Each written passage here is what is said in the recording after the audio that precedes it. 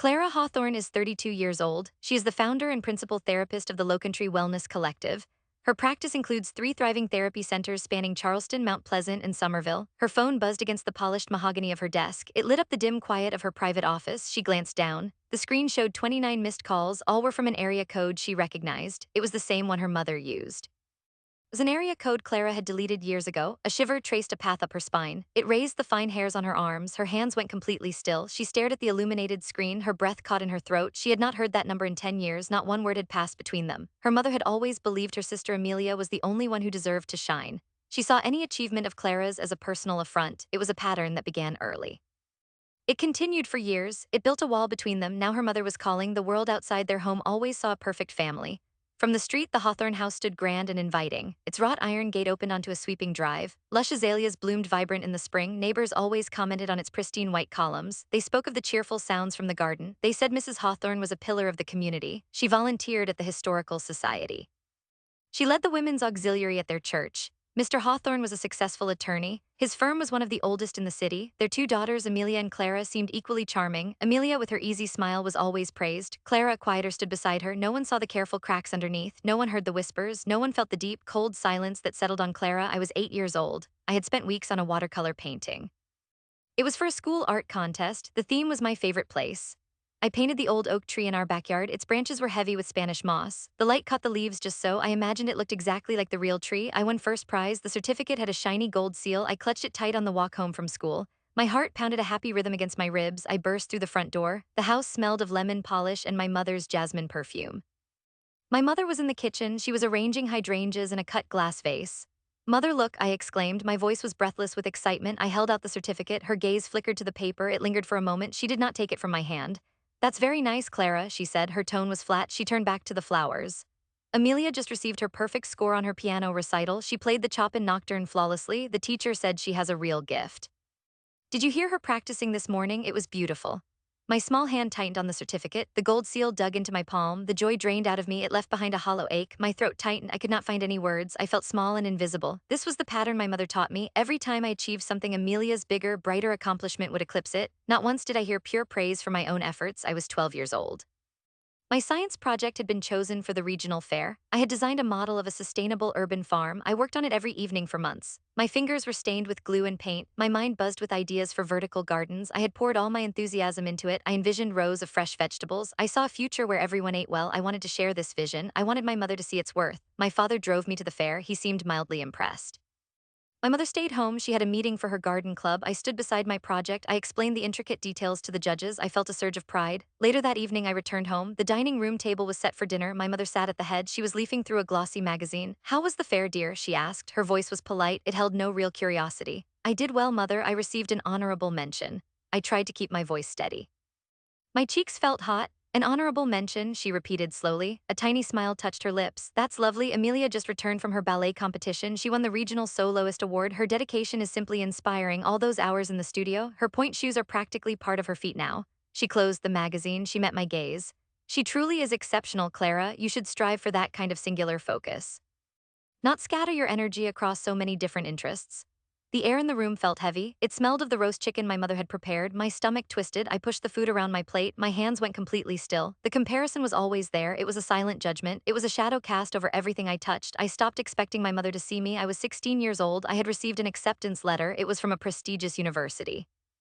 I had worked tirelessly for years. My grades were impeccable. My extracurriculars were diverse. I had even volunteered at a local community center. I dreamed of studying psychology. I wanted to understand the human mind. I wanted to help people heal. This acceptance felt like a true triumph. I imagined a new life, a life where I could define myself. I showed the letter to my parents. We were in the sunroom. The scent of damp earth came through the open windows. My mother read the letter carefully, her brow furrowed. She handed it back to me. A psychology degree? She questioned. Her voice was laced with mild disdain. Clara, are you certain this is practical? Amelia is pursuing a law degree. She will join your father's firm. She will carry on the family legacy. That is stability. That is purpose. What will you do with a degree like this? Sit in a room and talk to people about their feelings? That hardly seems like a respectable career. It certainly isn't something you can bring to a dinner party conversation. My father cleared his throat. He looked uncomfortable. Your mother has a point, Clara. It is a very competitive field, and frankly, it's not really in keeping with our family's standing. A cold knot formed in my stomach, the air caught in my chest. I felt a familiar pressure behind my eyes. They did not see my passion, they saw only how it differed from Amelia's path, they saw only how it might reflect poorly on them. My achievements were not celebrated, they were scrutinized, they were belittled. They were weaponized. Every time I reached for something, my mother's words cut me down. Not once did she encourage me to follow my own dreams. I stopped expecting their approval, I started expecting their disappointment. The worst incident came on my college graduation day. I stood on the sprawling lawn of the university. The Charleston sun beat down, my black cap and gown felt heavy and hot. The air smelled of freshly cut grass and the salt from the nearby harbor. I clutched my diploma tightly. It represented 4 years of relentless effort, 4 years of working 2 jobs to pay for tuition, 4 years of late nights in the library, 4 years of proving I could make it on my own. I had earned it. This was my moment. My name was called. I walked across the stage. I shook the dean's hand. A wave of quiet triumph washed over me. I scanned the crowd. My mother and father were sitting in the second row. Amelia was beside them. I saw my mother catch my eye. A slow, derisive smile spread across her face. I braced myself, my hands clenched. Later, after the ceremony, we stood in a small cluster. The other graduates milled around us. Their families hugged them close. There was laughter. There were tears of joy. My mother stepped closer to me. Her voice was low. It was perfectly calm. Only I could hear her. "So, Clara," she said. Her words were sharp. They cut through the festive noise. "A bachelor's degree in psychology, how utterly charming. I suppose you'll be offering advice from a folding chair somewhere. Perhaps you can comfort the broken-hearted. That's about all it's good for, isn't it?" Meanwhile, Amelia starts law school next month. She is on her way to becoming a true professional, a woman of substance, someone who truly makes a difference in the world. You'll just be listening to other people's complaints. Don't you think you're a bit self-indulgent, Clara? Thinking you can fix everyone, you couldn't even fix yourself. Her laughter was a harsh, brittle sound. It vibrated in my ears. The joy I had felt moments before shattered. The diploma suddenly felt like a heavy stone. It was not a symbol of achievement. It was a monument to my perceived failure. My father shifted his weight. Amelia looked away. Neither of them said a word. The air grew cold around me. It felt like I was standing in a frozen void. My hands began to tremble. I fought to keep my expression blank. I fought to keep the tears from welling up. This was it. This was the moment everything changed. This was the before and after. My life split in two. I knew then that I could not stay. I knew I had to leave. 3 days later, I packed my single suitcase. It was a worn navy fabric bag. I placed it by the back door. The sun had not yet fully risen. The house was still and silent. The air hung thick with the scent of night-blooming jasmine. I wrote no letter, I made no phone call, I left no explanation. I simply opened the door, I stepped out into the cool morning air, I closed the door softly behind me. The click echoed in the quiet street, it felt like the sound of a final sentence. I got into my beat-up sedan, its engine turned over with a cough. I pulled out of the driveway, I did not look back, I watched the familiar houses pass by. Then the trees gave way to storefronts. The city became a smaller and smaller shape in my rearview mirror. I drove north, I drove for hours, I did not stop, I had no destination beyond away. I had no plan beyond forward. I had no expectation beyond alone. I drove until the sun was high in the sky, I drove until the roads were unfamiliar, I drove until the salt air faded from my lungs. 10 years passed after that morning, 10 years without a single word. 10 years without a single phone call, 10 years without any contact from my side. The silence was absolute, it was a shield, it was a promise. My first apartment was a cramped studio, it was in a bustling neighborhood in downtown Charleston. It had one window, it looked out onto a noisy alley, the air always smelled faintly of stale grease and exhaust fumes. I worked 3 jobs, I waited tables. I tutored college students in English literature, I cleaned offices late at night. My shifts were brutal, they stretched past midnight, they started before dawn. I often fell asleep with textbooks open on my chest, my body ached constantly, my eyes were always heavy with fatigue. There were moments I almost quit. I sat at the chipped kitchen table. The cold coffee beside my laptop grew a skin, the electricity bill I could not quite cover this month sat staring at me. My one client, a middle-aged woman struggling with anxiety, had just canceled her next session. I was certain she would leave, the thought made my stomach clench. I closed the laptop anyway, I pushed the bill aside. I knew stopping was the one thing I would not allow myself to do. I got up, I started again in the morning. The first milestone arrived one rainy Tuesday. The scent of damp earth hung heavy in the air. I had just finished my master's degree. I had completed my clinical supervision hours. I had received my state licensure. I was Dr. Clara Hawthorne. I sat across from the commercial real estate agent. The office was dimly lit, the old wooden desk creaked under our forearms, my hands were clammy, the paper in front of me was a commercial lease agreement. It was for a small 2-room suite. It was on the second floor of a quiet building downtown. The rent felt impossibly high, it felt like a mountain I could not climb. The agent slid a pen across the table. It was heavy and cold in my fingers. I stared at the blank signature line. A wave of doubt washed over me. What if I failed? What if no one came? What if my mother was right? I took a deep breath. I pushed the fear down. I reminded myself of every late night. I remembered every saved penny. I recalled every cutting word. This was not just a lease. It was a declaration. It was a foundation. My hand moved. I signed my name. The ink was dark and permanent. A small, quiet tremor ran through my body. The air felt lighter. I had a space. I had a beginning. The second milestone came 3 years later. I held a glossy magazine in my hands. It was the Charleston Post and Courier's weekly lifestyle insert. The cover story was titled "Charleston's Rising Voices in Mental Health." My picture was prominently featured. My name, Dr. Clara Hawthorne, was printed beneath it. The article described my innovative approach to community-based therapy. It highlighted the growth of my small practice. It mentioned the free workshops I offered.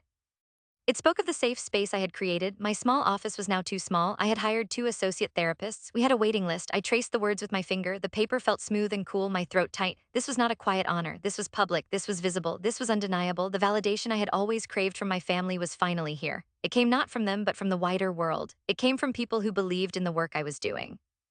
It came from people I was helping. It was a different kind of warmth. It settled deep in my chest. It was a strength I had forged myself. The phone rang constantly that week. New client inquiries poured in. Referrals from local doctors flooded my inbox. My name was out there. It was a name associated with healing. It was a name associated with growth. It was a name my mother would surely recognize. The third milestone arrived on a bright spring morning.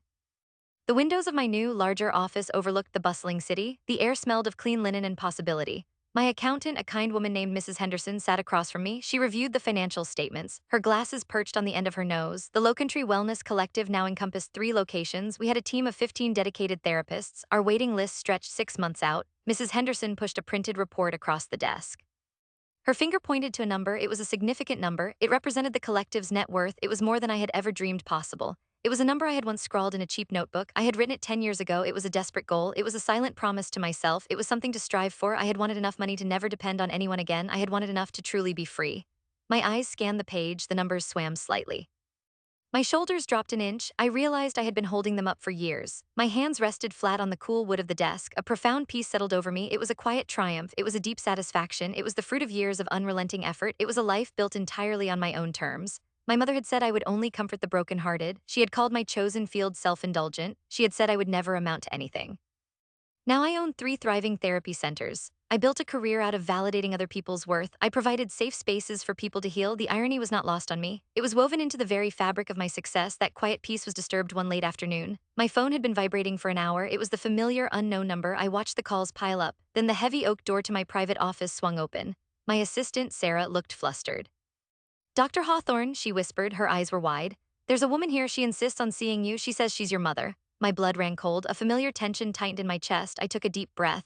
Send her in, Sarah, I said. My voice was calm and steady, my hands were completely still. The door opened again, my mother stepped into the room. She was wearing a tailored silk suit, her hair was perfectly coiffed. Her expensive perfume, jasmine and rose, filled the air.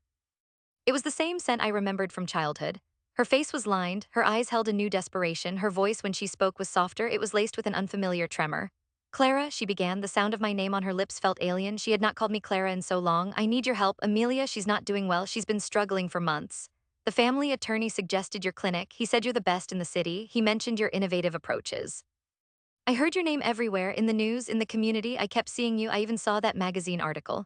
She paused, her gaze flickered around my spacious, elegant office. Her eyes lingered on the awards displayed on the credenza. She sat in the comfortable armchair opposite my desk. She leaned forward, her hands were clasped tightly in her lap.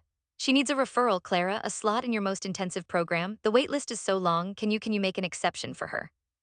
For us, the need in her voice was palpable. It was a stark contrast to the dismissive tone I remembered. It connected directly to the help she had always denied me. I did not raise my voice. My body remained perfectly still. I reached for my desktop computer. My fingers moved across the keyboard. I opened an old email folder. I found the emails I had saved. They were from 10 years ago. They were exchanged in the weeks leading up to my graduation. They contained her exact words. Her ridicule, her belittling, her certainty that I would fail, I printed them. The printer hummed softly. The crisp white sheets emerged. I gathered them into a neat stack. I placed them gently on the polished mahogany desk between us.